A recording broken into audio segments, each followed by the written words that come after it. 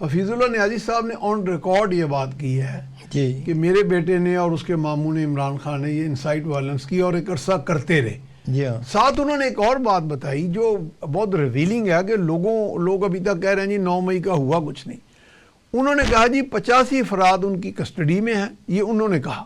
اب یہ بات وہ اگر یہ تو فرام دی ہارسز ماؤتھ ہی کہہ سکتے ہیں نا، کیونکہ ان کا بیٹا بھی اس میں ہے. یعنی ان کی بات میں اوتھینٹسٹی کافی حد تک دکھائی دے رہی ہے. اور وہ کہتے ہیں کہ ان کا ٹرائل 3-4 ہفتوں میں ختم ہو گیا تھا.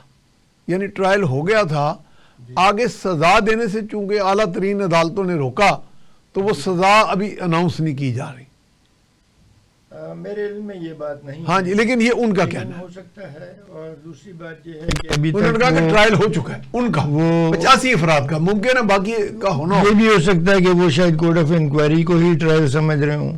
ممکن ہے کہ کچھ ان کی باتوں سے لگ رہا تھا کہ وہ ملٹری کا وہ سسٹم نہیں سمجھ رہے. جی ہاں، وہ شاید یہ بھی بات ہے کہ وہ انکوائری کو ہی سمجھ رہے ہوں. وہ کہہ رہے تھے کہ میں کورٹ میٹرز کو بہت نہیں سمجھتا. جی ہاں، ظاہر ہے اتنی باریکی سے تو نہیں وہ سمجھتے، لیکن جو کچھ ہونا ہے، جو کچھ وہ بہرحال سامنے آ جائے. آپ کا یعنی یہ کہنا ہے کہ کوئی سچا ہے جھوٹا ہے اس کا نتارا ہونا چاہیے. جی ہاں بالکل. اگر ایک انسان نے کچھ کیا ہی نہیں تو اس کو معافی ہو، اور اگر کسی نے کیا تو اس کو سزا ہو جائے. ایک نظام تو موجود ہے. اگر قصور نہیں ہے کسی کا تو کورٹ مارشل کے جو پریزیڈنٹ ہیں، جو بھی ہے، وہ ایک فوجی افسر ہے، اس کا ضمیر بھی ہے.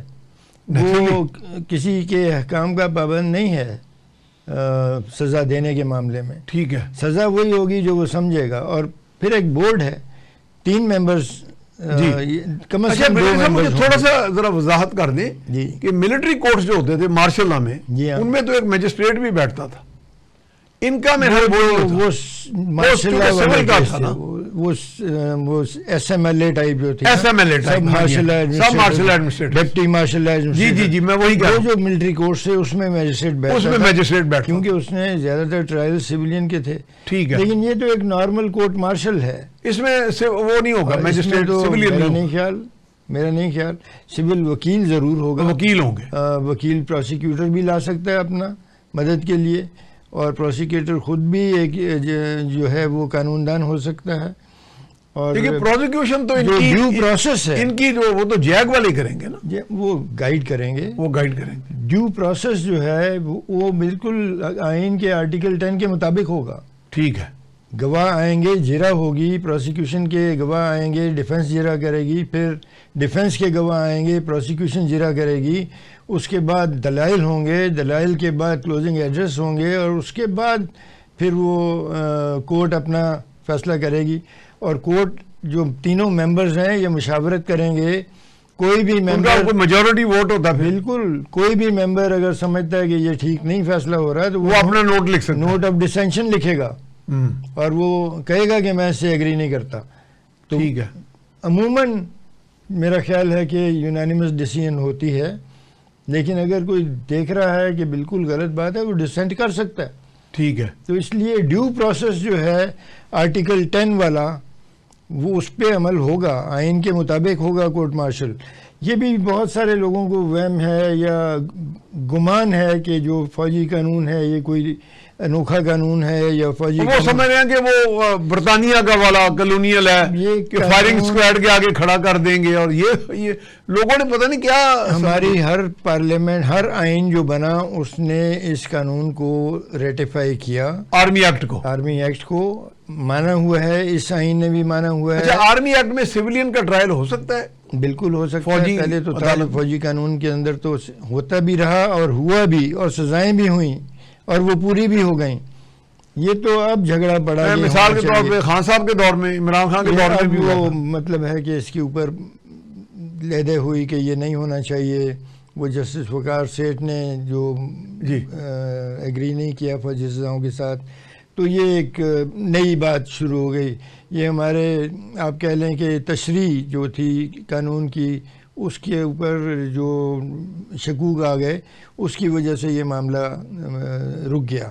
لیکن اس سے پہلے تو فوجی ٹرائل ہوتے تھے. اگر جو سویلینز فوج کے خلاف کام کریں گے، فوج کے خلاف جرائم کریں گے، ٹھیک ہے، ان کا فوج کو اختیار تھا. اگر کور کمانڈر کے گھر کے باہر کھڑے ہو کے کسی کی وردی کو स्टिक पे रख के जलाना, उसकी वर्दी को कोर कमांडर के घर से चुराना, हाँ, और फिर उसको लहराना। ये तो चोरी, आर्सन, लूट सब में आ जाता है। बिल्कुल लूट में, आर्सन में आएगा, लूट में आएगा, हमले में आएगा, तो असॉल्ट जैसे कहते हैं, बिल्कुल दहशतगर्दी में आएगा, तशद्दुद में आएगा।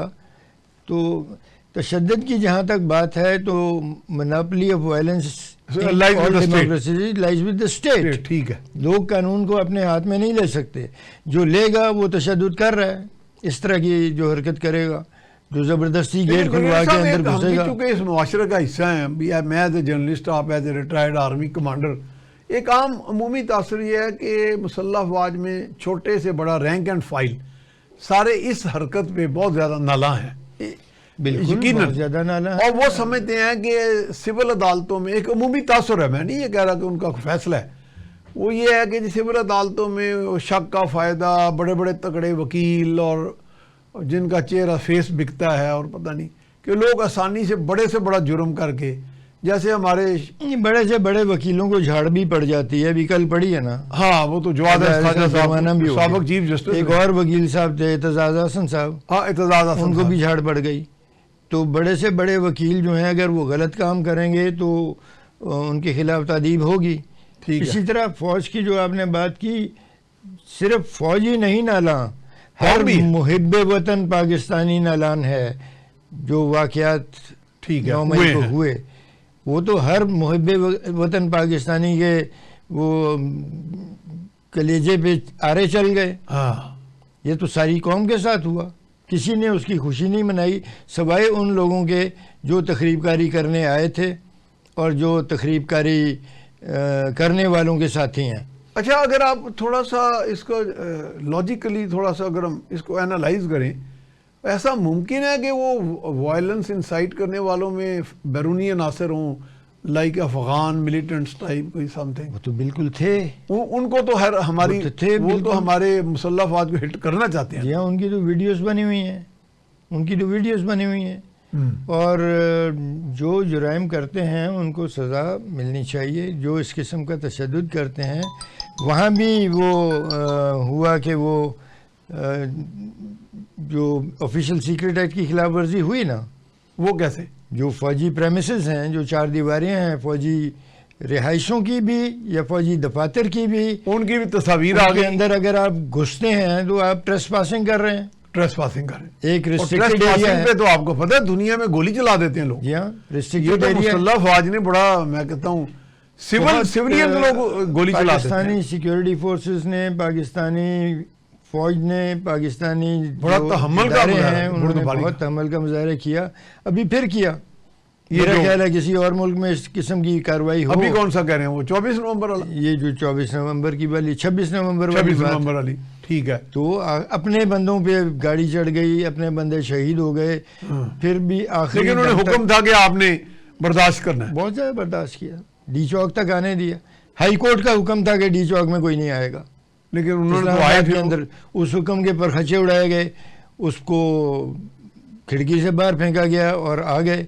उसके आने के बाद भी उन पे गोली नहीं चली, वो वहाँ बराजमान हो गए, कंटेनर्स पे चढ़ गए और तकारीर शुरू कर दी और नारे मारे